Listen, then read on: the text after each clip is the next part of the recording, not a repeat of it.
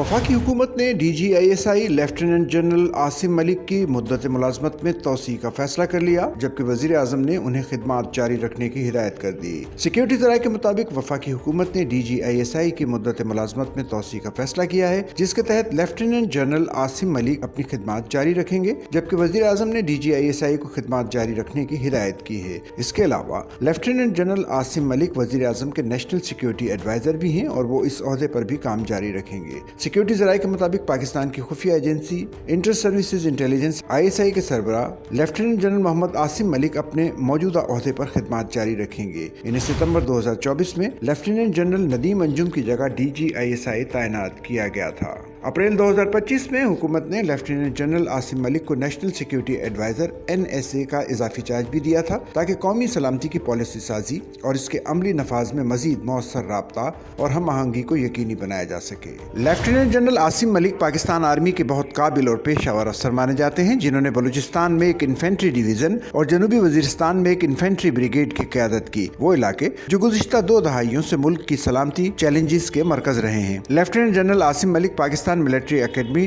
का sword of honour हासिल करने वाले अफसर हैं। ये एजाज हर कोर्स के बेहतरीन कैडेट को दिया जाता है। Lieutenant general Asim Malik America के फोर्ट लेओन वर्थ और बरतानिया के royal college of defence studies से ग्रेजुएट हैं। उन्होंने नेशनल डिफेंस यूनिवर्सिटी NDU में चीफ इंस्ट्रक्टर और command and staff college Quetta में इंस्ट्रक्टर के तौर पर भी खिदमत अंजाम दी। लेफ्टिनेंट जनरल रिटायर्ड गुलाम मोहम्मद मलिक के साहबजादे हैं, जो 1990 की दहाई में पाक फौज में आला ओहदों पर फायज रहे।